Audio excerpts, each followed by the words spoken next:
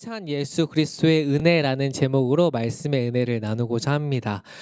우리 사람은 특별한 날을 기념하고 또 그 날에 있었던 일을 기억하기 위해서 특정한 음식을 먹기도 해요. 이것이 어떤 의미냐면 예를 들어서 우리에게 이제 공통적으로 해당되는 것이 있는데 우리가 설날에는 무엇을 먹죠? 설날엔 한 살 더 먹으면 우리가 떡국을 먹습니다.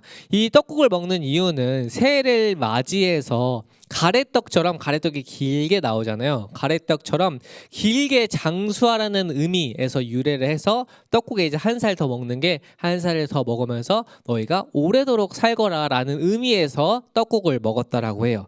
또한 추석에는 이제 떡국을 먹고 추석에는 송편을 먹는데 송편을 찔 때는 이 솔잎을 깔아 놓거든요. 그때 이제 추수의 풍성함이 변함없는 소나무와 같이 늘 계속되기 바라는 마음으로 그 솔잎을 두고 송편을 쪄서 추석에는 송편을 먹고 설날에는 떡국을 먹는 이렇게 이처럼 이 특별한 날에 음식을 먹는 게 어떠한 날을 기념하기 위해서도 있거든요. 이 성경에서도 그런 유래를 가진 음식이 있어요. 바로 양고기예요. 양고기.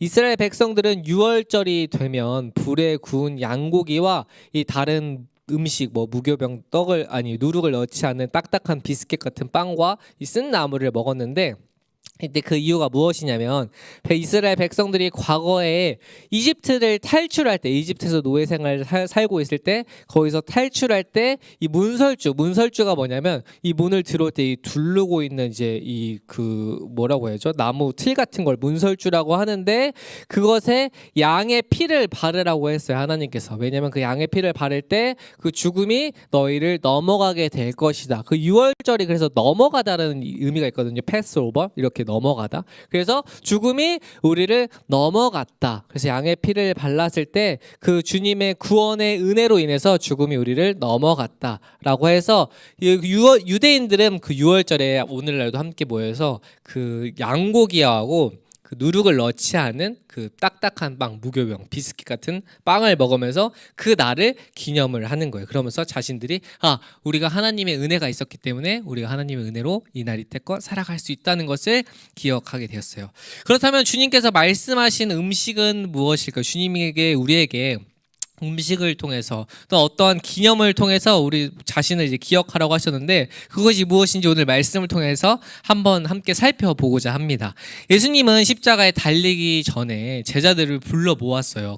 그때가 이제 유월절 무렵이었어서 아까 유대인들이 유월절 때 양고기하고 쓴 무교병을 먹는다고 했죠. 그래서 그때가 되었을 때 예수님도 그 예식을 지키기 위해서 제자들에게 유월절을 지킬 준비를 하라고 했어요. 우리가 이제 유월절을 지켜야 되니 유월절 때가 왔으니 유월절을 지킬 준비를 하거라라고 예수님이 제자들에게 말했고 유월절 준비를 하라는 말은 곧 양고기와 그 딱딱한 무교병, 그 오늘날 이제 비스킷 같은 거를 준비하라는 뜻이었는데 이에 제자들은 예수님의 가르침을 따라서 양고기와 무교병을 준비를 했을 겁니다. 예수님은 제자들이 준비한 음식 앞에서 갑자기 이제 모아놓고 우리가 유월절이 오기 전에 이 음식을 모아놓고 갑자기 이 말을 했어요. 고린도전서 11장 24절의 말씀이에요.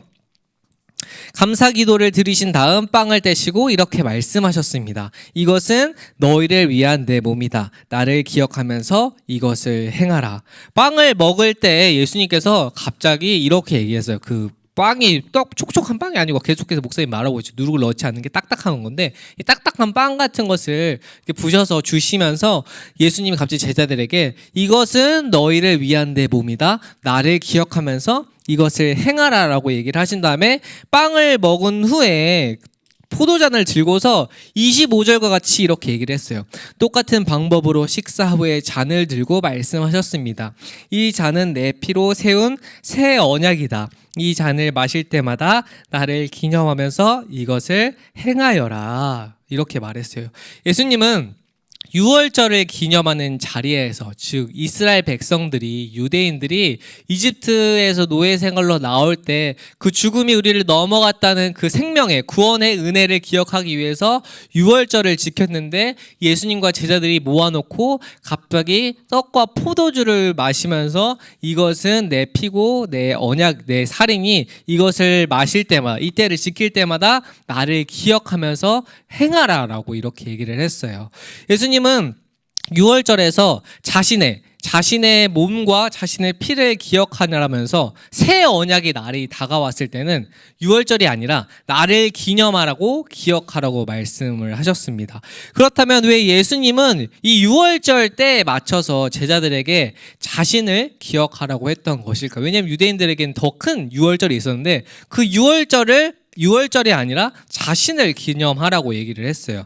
왜냐하면 6월절에 이스라엘 백성들이 어린 양을 죽여서 그 피를 바르고 고기를 먹으며 이집트에서 구원을 받았다고 했잖아요. 즉 내가 제자들은 몰랐어요. 왜냐면 예수님이 이 땅에 오신 이유가 내가 어린 양과 같이, 이 땅의 어린 양과 같이 이 세상의 많은 사람들을 구원하기 위해서 대신 죽을 거라는 사실을 몰랐는데, 예수님은 이미 다 알고 있었기 때문에 제자들에게 내가 죽어서도, 내가 죽고 나서도 부활할 것인데 나의 죽음이 그냥 죽음이 아니라 너에게 구원이 될 것이기 때문에 나의 죽음을 기억하면서 너희에게 나로 인해서 구원이 있다는 것을 기억하라 라고 하시면서 그 6월절 날에 제자들에게 이렇게 얘기를 하신 거였어요.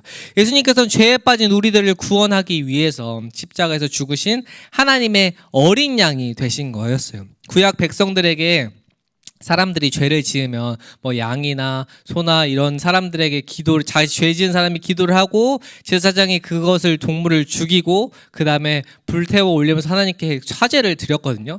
죄가 지으면, 사람이 죄를 지으면은 동물들에게 전가를 시켰는데, 예수님이 어린 양과 같이 오셨다라고 요한복음에서도 얘기하는데, 예수님이 어린 양 같이 오신 이유가 우리의 죄를 대신 지시고 죄를 다 안고 죽으신 것을 기념하기 위해서, 즉 예수 그리스도가 나의 죄를 대신 지시고 내 죄를 대신 가져갔기 때문에 우리가 구원받았다는 것을 기념하기 위해서 이 속죄 역사를 기념할 새 언약을 예수님이 친히 제자들에게 전해 주신 것이었어요.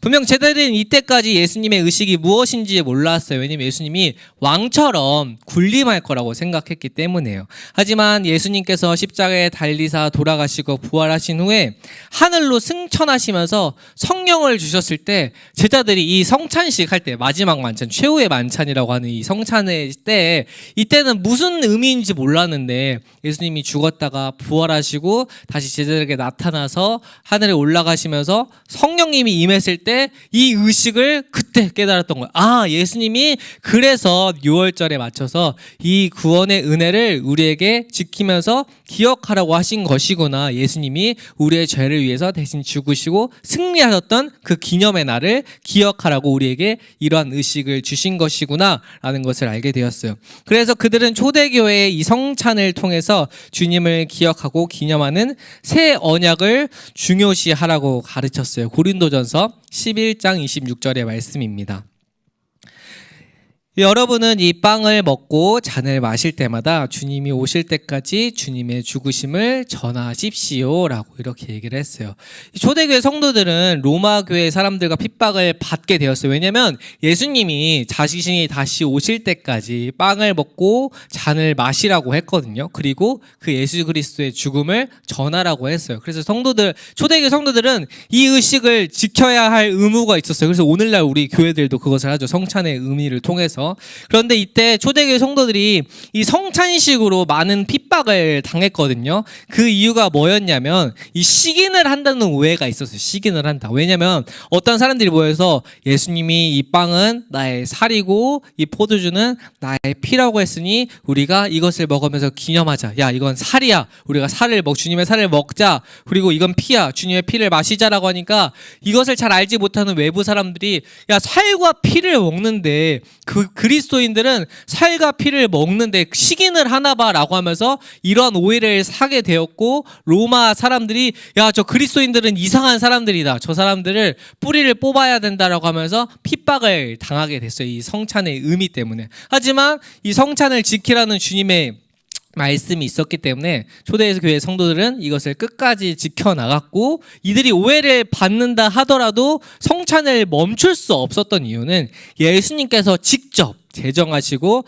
베푸신 성찬이 우리의 믿음을 강하게 했기 때문이에요. 또한 성찬은 예수님의 생명과 속죄와 은혜가 내 안에 넘쳐 흐르는 놀라운 예식이에요. 주님은 자신이 오실 때까지 성찬을 통해서 자기를 기념하라고 얘기를 하셨어요.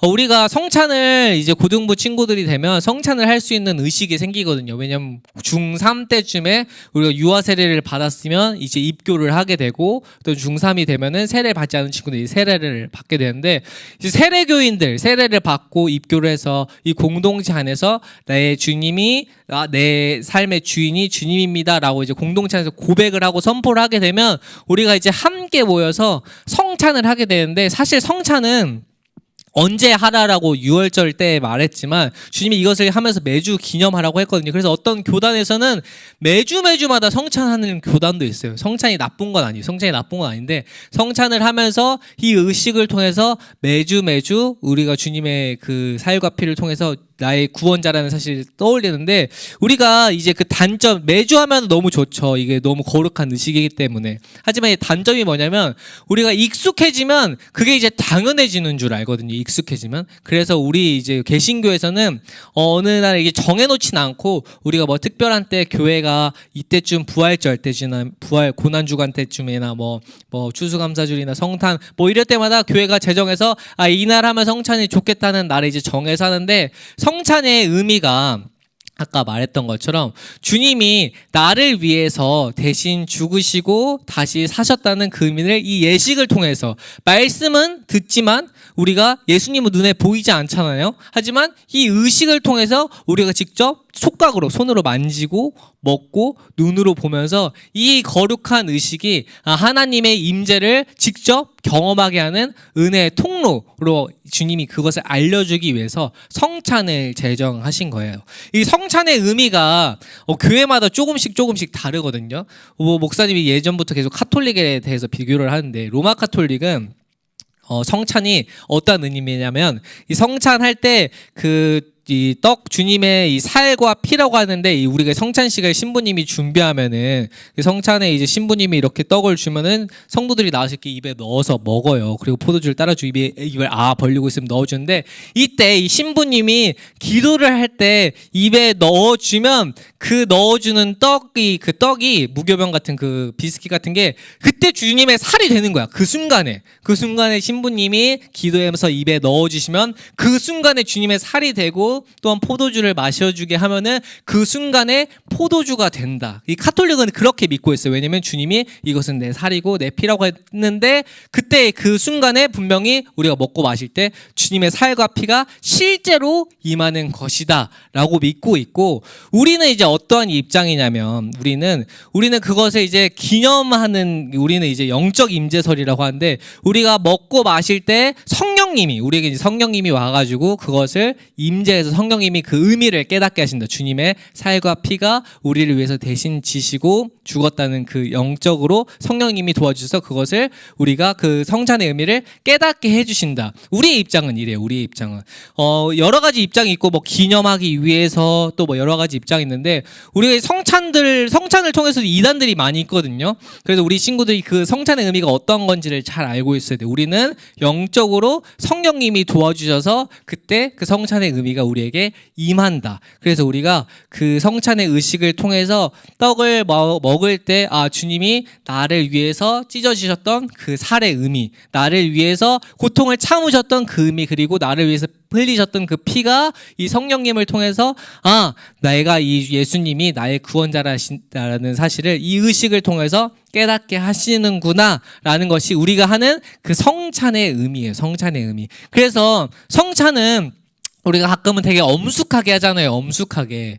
근데 이제 교단별로 좀 다르기도 하고 목사님별로 좀 다르기도 하는데 성찬은 거룩하기도 하면서도 반면에는 굉장히 기쁜 의식이기도 해요. 기쁜 의식. 그래서 교회마다 조금씩 변화가 있긴 한데 어떤 교회는 거룩하게 성찬을 몇 번 하다가 어느 한 날 뭐 성탄절 이럴 때는 되게 기쁘게 성찬을 하기도 해요. 왜냐면은 부활절에 되게 기쁘게 성찬을 하기도 하는데 왜 그러냐면은 이 성찬이 우리에겐 기쁨이 될 수밖에 없어요. 예수님이 나를 위해 대신 죽으시고 피를 흘리셨지만 그것을 통해서 우리에겐 구원의 기쁨이 우리에게 있기 때문에 성찬에 막 엄숙하게 오르간치면서 이렇게 하는 것도 굉장히 중요하죠. 왜냐면 내 죄를 위해서 죽으셨다는 그 의미를 기억하는 것도 중요하지만 기쁨이 됐을 때는 내가 예수님으로서 죽을 수밖에 없는 존재였지만 새로운 생명을 얻게 되었구나 라고 하면서 성찬은 이 두 가지 의미를 다 가지고 있어요. 이 두 가지 의미가. 그래서 이것을 꼭 기억했으면 좋겠고 성령님이 우리에게 도와주셔서 영적으로 임재한다는 그 성찬이 우리에게 있다는 것을 기억해 주셨으면 너무너무 좋겠어요. 성찬의 의미가